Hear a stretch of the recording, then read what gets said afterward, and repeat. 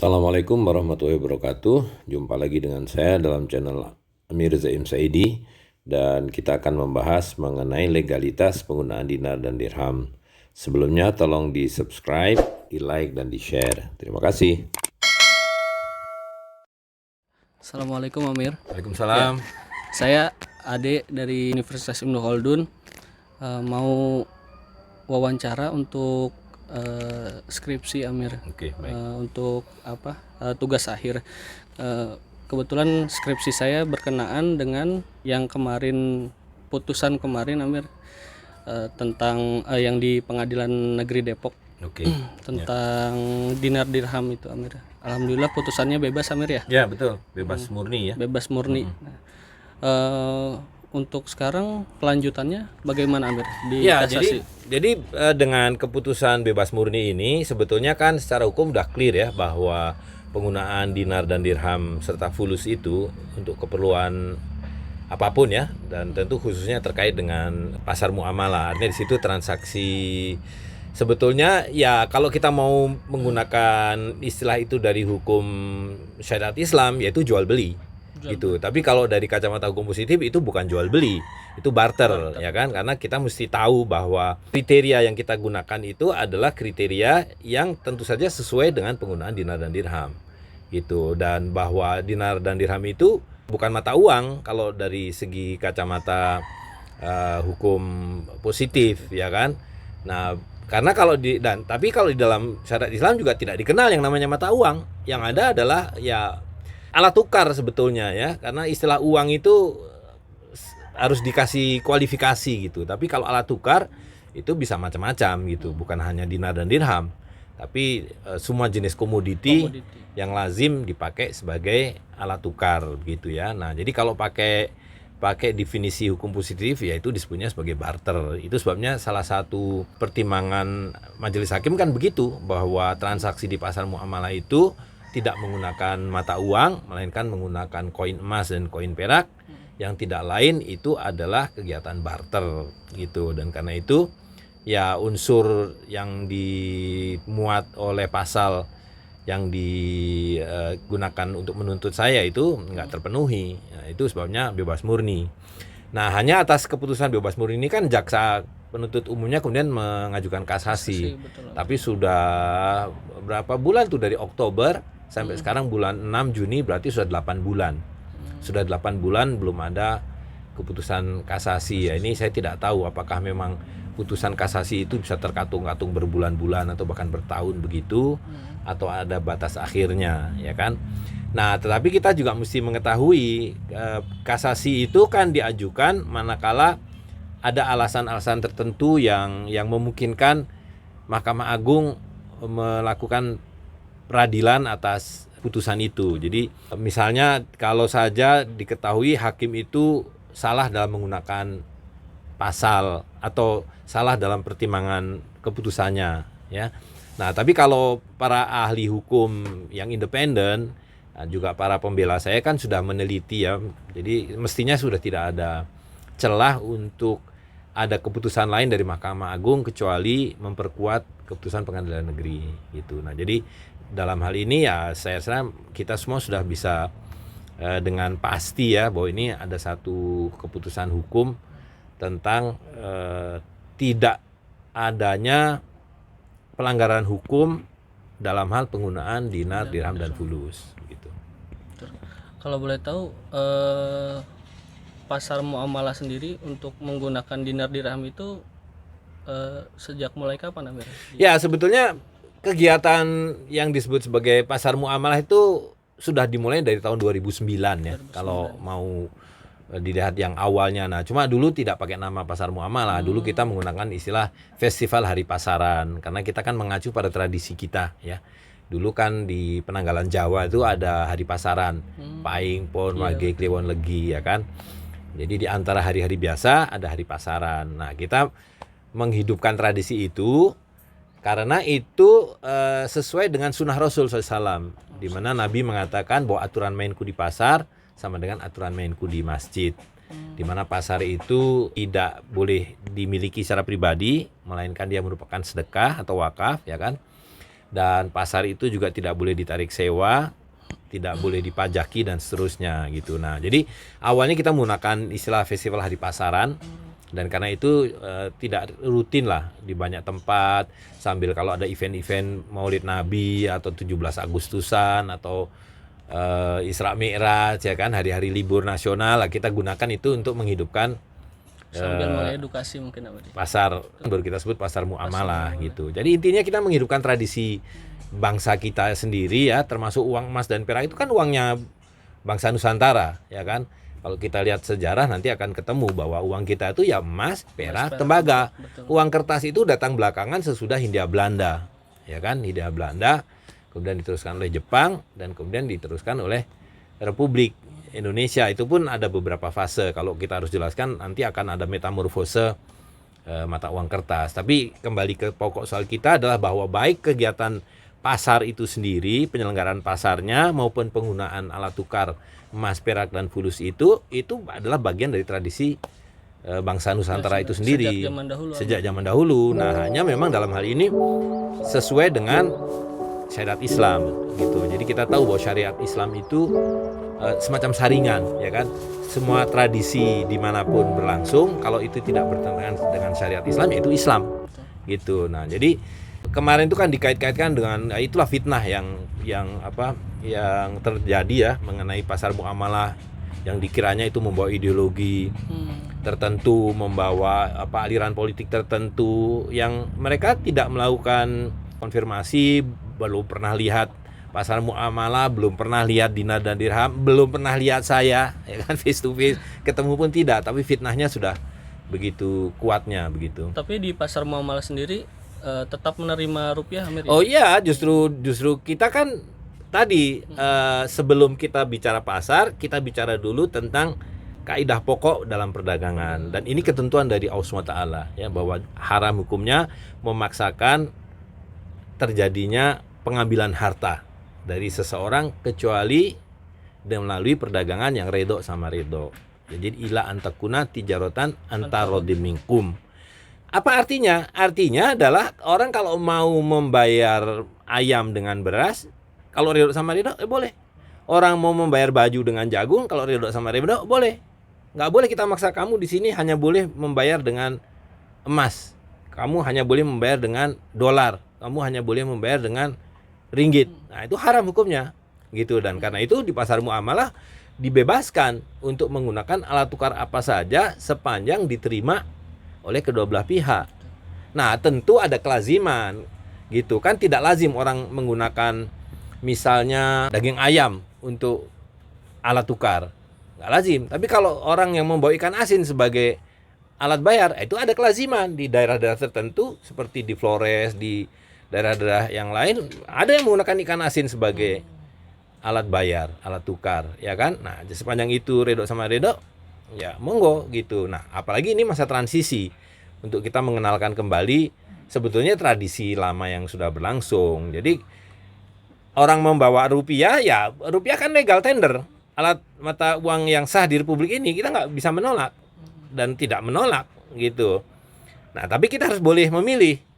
Ya kan, kita harus boleh memilih, dan pilihan kita bukan mata uang yang lain selain rupiah, karena kita tahu bahwa itu tidak boleh. Dan itu salah satu aturan yang saya tegakkan di pasar muamalah, tidak boleh menggunakan mata uang asing. Dan saya bukan basa-basi, karena selalu ada yang datang, bukan selalu, berkali-kali ada yang datang membawa rial Arab, membawa dirham Kuwait. Kemarin nih bahkan ada yang membawa baht dari Thailand karena dia nggak paham gitu. Ini saya nggak mengarang-arang cerita. Nah, karena itu kita selalu bilang uang mata uang asing tidak boleh dipakai di sini, karena itu melawan undang-undang di Republik ini gitu ya. Nah, jadi sekali lagi adalah prinsip pertamanya adalah kebebasan memilih alat tukar gitu. Jadi kalau ada yang mau barter dengan sesuatu barang dengan barang yang lain boleh, dan itu terjadi. Ada pernah orang membeli buku, kebetulan saya jual buku. Dia bayar pakai batu akik, ya bismillah. Saya kebetulan lagi musim batu akik waktu itu ya kan. Gitu. Ada yang membawa madu dibayar dengan sorghum dan sebagainya gitu. Jadi ada tujuan kita ingin membuat semua tidak ada orang miskin. Hari ini kalau orang tidak punya uang kertas, tidak punya rupiah atau tidak punya dolar, dia jadi miskin. Tapi dengan tradisi pasar muamalah, tidak ada orang miskin. Dia tidak punya rupiah, tidak punya dolar, tapi di rumah ada beras, di rumah ada jagung. Nah, itu dia bisa gunakan sebagai alat tukar, sebagai alat bayar. Kalau nggak punya apa-apa, dia punya tangan dan punya kaki, dia punya tenaga, dia bisa potong rambut, bisa nyuci baju, bisa bersih-bersih rumah, dia gunakan tenaganya sebagai alat bayar, gitu ya. Nah, jadi inilah yang harus dipahami, bahwa di balik kegiatan pasar muamalah itu adalah tujuan untuk memakmurkan bangsa ini dan bukan menghilangkan, bahwa dalam tradisi yang sesuai dengan kehidupan fitrah nggak ada orang miskin. Orang miskin dalam pengertian nggak punya uang, nggak punya mata uang, itu nggak ada. Apapun yang ada di rumahnya, dia bisa menjadi harta yang bisa dipertukarkan gitu. Dan barter juga untuk di Indonesia itu diperbolehkan, Amir, ya? Oh iya, itu di Kompilasi Undang-Undang ekonomi. Perdata ada pasalnya, ya kan, yang menyebutkan bahwa benda-benda atau objek yang bisa diperjualbelikan bisa saling dipertukarkan. Jadi justru kalau kegiatan barter itu dilindungi oleh undang-undang. undang-undang. Betul. Dan setelah putusan ini, Amir, kelanjutan pasar muamalah bagaimana, Amir? Ya, alhamdulillah sejak keputusan dari Pengadilan Negeri Depok ini, umat Islam di banyak tempat sudah mulai menjalankan kembali pasar muamalah, ya kan. Hanya namanya berubah-ubah, berganti-ganti maksud saya. Di Medan itu dibilang ya sebagai pasar Mambang. Dia karena tempatnya di Kampung Mambang, ya dibilang aja pasar Kampung Mambang. Nggak ada urusan dengan nama-nama istilah tertentu. Di Solo misalnya mereka menggunakan istilah pasar wisata. Kemudian di Depok teman-teman kita menggunakan istilah pasar sedekah, ya kan. Di Cirebon masih tetap menggunakan pasar muamalah. Nah, tapi sekarang menariknya di Cirebon ini tradisi ini diadopsi oleh satu kesultanan, yaitu Kesultanan Kacirebonan. Jadi sekarang mulai reguler di kawasan lingkungan Kesultanan Kacirebonan itu dibikin pasar muamalah Kacirebonan, Kesultanan Kacirebonan. Hanya saya mendapat informasi bahwa nanti mereka juga akan berubah menjadi pasar Sultan, pasar Sultan Kacirebonan. Jadi sekali lagi bahwa ini semua kegiatan yang sehari-hari yang tidak ada urusan dengan hukum gitu ya, dan semuanya tidak ada yang ilegal. Bahkan kita mencegah perbuatan-perbuatan yang melawan hukum, monopoli, ya kan, kemudian memainkan harga, dumping, kemudian makan timbangan, kemudian riba, kemudian mengambil pungutan yang tidak dibenarkan. Itu semua kita cegah di pasar kita gitu ya. Nah, jadi insya Allah ini akan berkembang dimanapun. Luas, Amir. Betul, karena memang ya sesuai dengan apa yang diperlukan oleh masyarakat gitu. Untuk kalau boleh tahu, untuk koin dinar, dirham dan fulus itu cetakannya dari mana, Amir? Ya, kalau percetakan dalam arti yang mencetak itu bisa tukang cetak mana saja. Ya, karena itu kan soal teknis ya. Seorang pengrajin atau seorang pabrik, pemilik pabrik yang bisa mencetak koin bisa mencetak siapa saja. Tapi yang penting adalah otoritas yang menerbitkannya. Gitu, otoritas yang menerbitkannya yang kemudian memberikan order kepada para pencetak ini untuk mencetak koin-koin itu, ya kan. Nah, jadi karena ini kan alat tukar yang harus ada yang bertanggung jawab kebenaran, takaran dan timbangannya. Nah, disinilah kita menggunakan hukum dua-dua sebetulnya, hukum syariat Islam ya, dan tentu hukum positif. Kan kalau dibilang 4/4 gram bukan 4/4 gram kan melanggar hukum undang-undang meteorologi, ya kan, pidana itu gitu. Nah, tapi dalam syariat Islam tadi bahwa tersedianya emas dan perak sebagai alat tukar, sebagai koin adalah juga sebagai alat bayar zakat, kan? Dan itu harus dipertanggungjawabkan takaran dan timbangannya. Nah, jadi di sini kita merujuk pada ayat Al-Qur'an di mana diperintahkan atiullah wa atiur rasul wa ulil amri minkum. Taatilah Allah, taatilah Rasul dan para pemimpin di antara kamu. Nah, kalau kita lihat sejarah, kita harus melihat sejarah, bukan ngarang-ngarang, ya kan, bahwa semua uang emas dan perak dan fulus, tembaga, dinar, dirham dan fulus itu selalu diterbitkan oleh seorang amir atau seorang sultan. Atau ya sebutannya bisa yang lain, bisa aja namanya tumenggung, bisa namanya dato. Tapi intinya dia adalah seorang ulil amri. Karena dia yang mempertanggungjawabkan takaran dan timbangannya.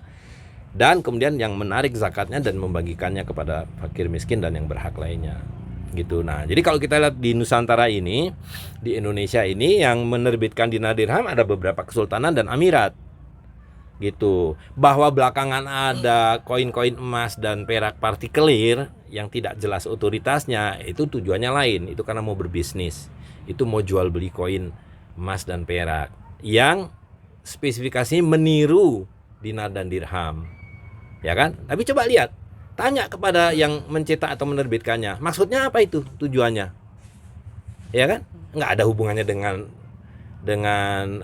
kemakmuran masyarakat, nggak ada hubungannya dengan kemaslahatan umat, nggak ada hubungannya dengan syariat Islam. Mereka betul-betul hanya mau menjual dan memperjualbelikan koin, nyari untung dari koin yang menyerupai dinar dan dirham. Itu berbeda dengan para amir, para sultan yang menerbitkan dinar dan dirham.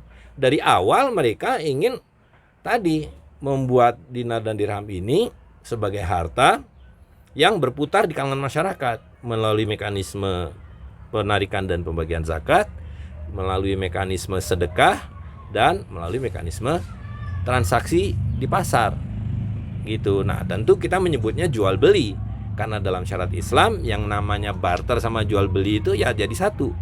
Kalau bukan barter bukan jual beli, namanya riba. Wa halawahul bai' wa harama riba.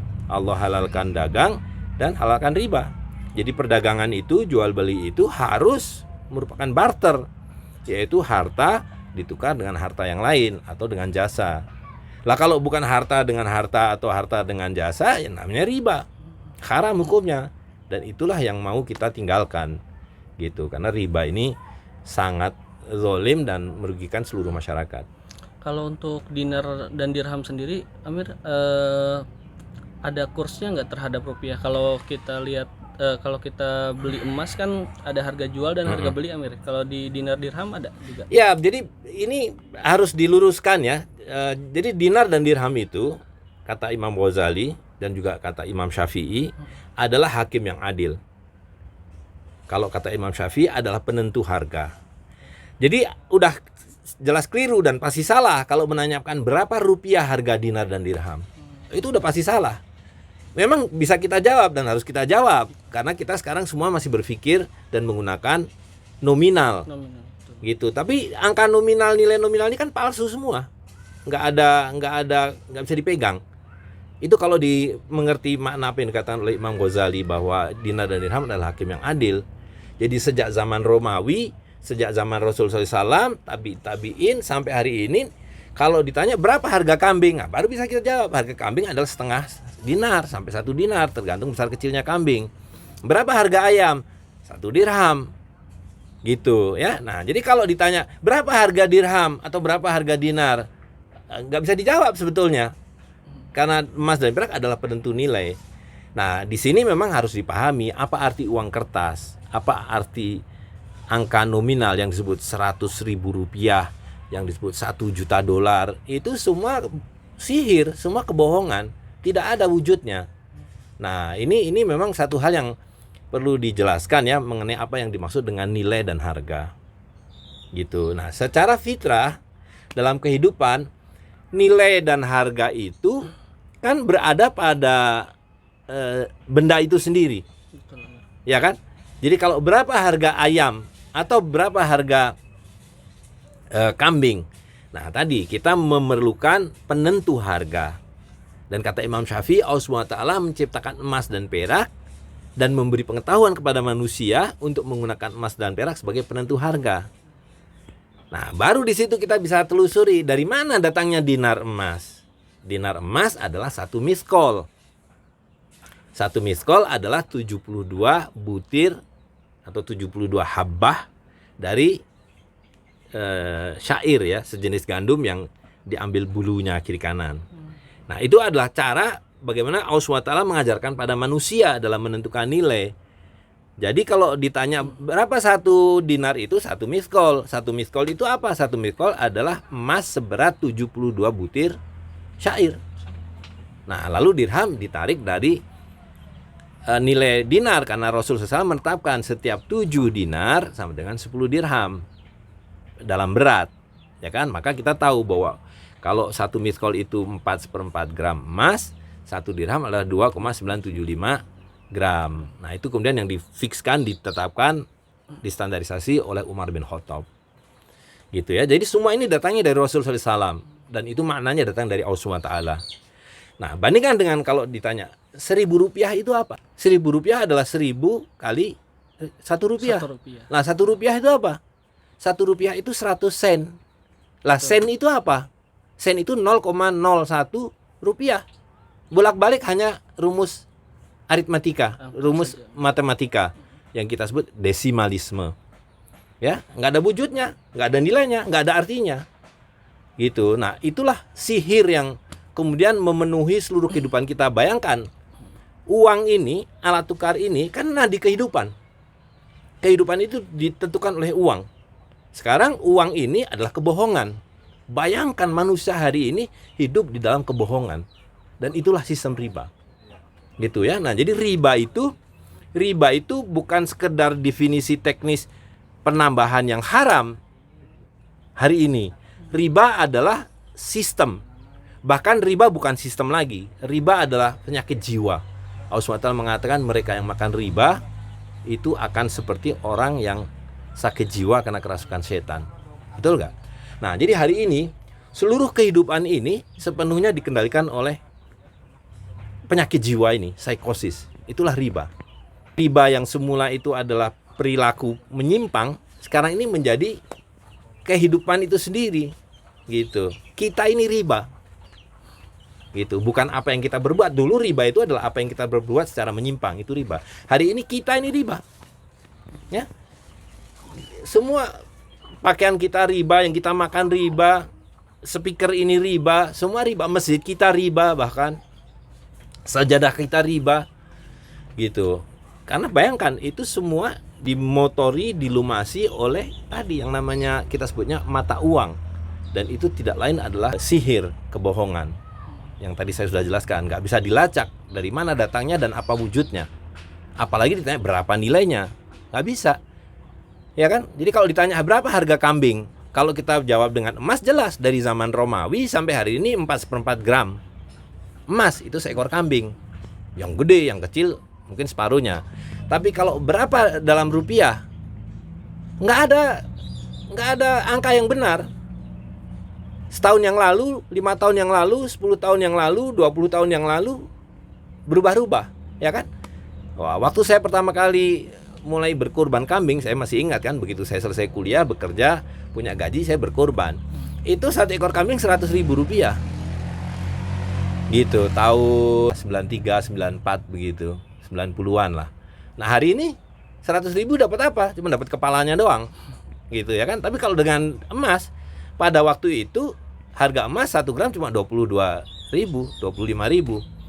Ya kan? Kalau 4 gram 100.000, pas dapat 1 kambing. Hari ini 1 dinar 4 juta, dapat kambing juga yang besar. Di zaman Romawi sama, zaman Rasul SAW sama. Gitu. Nah, itulah yang disebut oleh Imam Ghazali hakim yang adil. Gitu ya. Jadi itulah kenapa kita mengintrodusir kembali penggunaan dinar dan dirham, emas dan perak, selain karena tradisi, karena kebebasan memilih dan sebagainya, itu fitrah. Fitrah artinya sunatullah, bahwa penggunaan dinar dirham itu akan membuat kita hidup itu tentram. Tidak ada kecemasan karena harga-harga naik, karena harga itu nggak ada yang naik. Yang ada adalah tadi mata uang, desimalisme yang memang tak ada nilainya, karena itu dia akan selalu kembali kepada hakikatnya, yaitu tidak ada nilainya. Ya kan?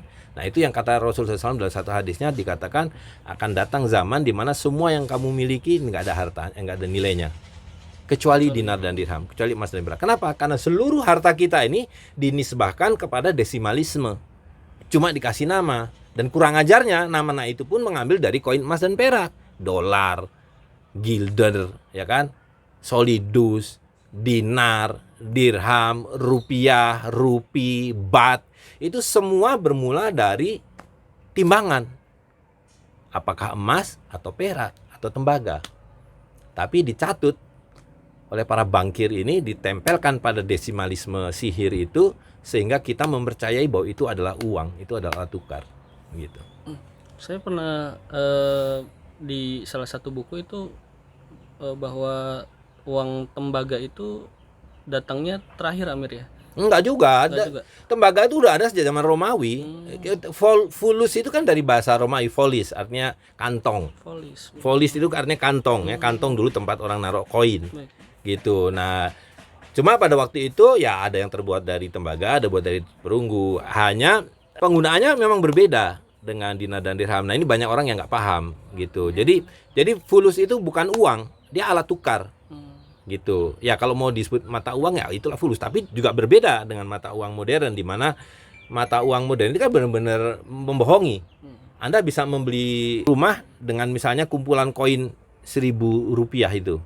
Kalau dengan fulus nggak bisa. Fulus itu adalah alat tukar yang untuk recehan gitu. Jadi kalau sudah 1 dirham ya harus dibayar dengan perak.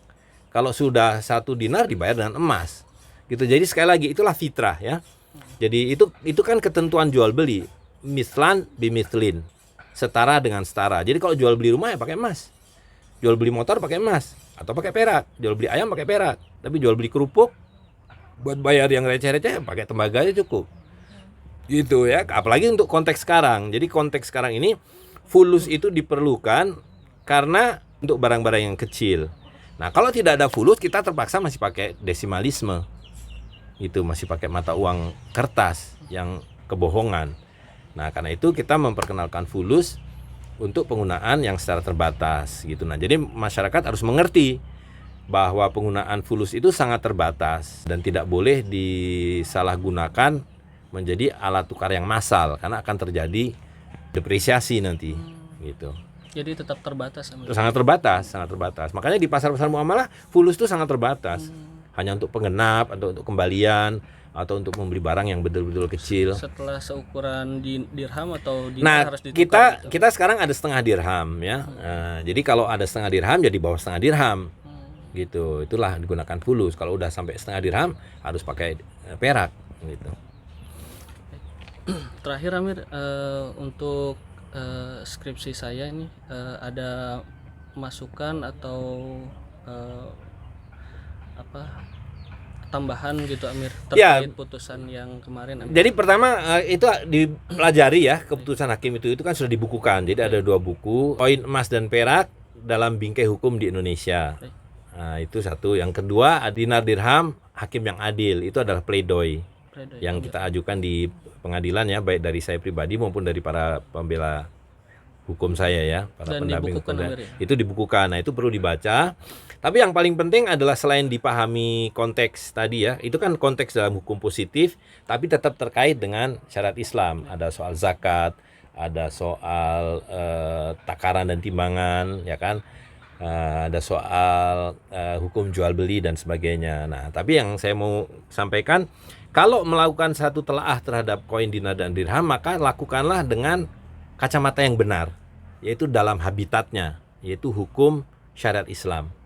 Ya, walaupun sudah terbukti melalui pengadilan bahwa tidak ada pertentangan dengan hukum positif, tidak ada undang-undang dan pasal dalam hukum positif yang dilanggar, gitu ya. Nah, tapi maksud saya supaya bisa memahami pengertian-pengertiannya dengan lebih tepat, itu harus merujuk pada hukum muamalah.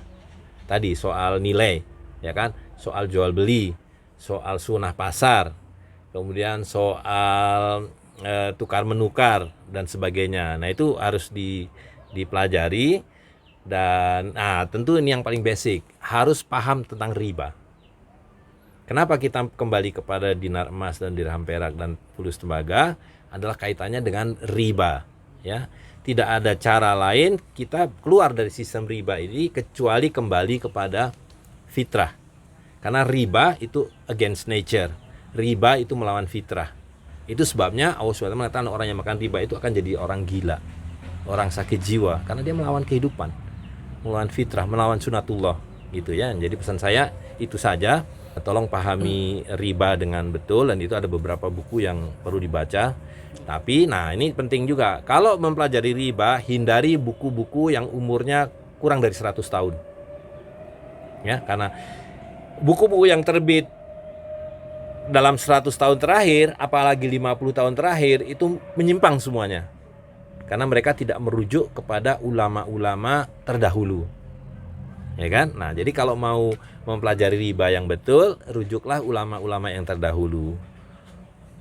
Kalau perlu, bukan kalau perlu, harus merujuk pada ulama-ulama klasik, ulama-ulama dari abad 14, abad 15, abad 16, 17, 18.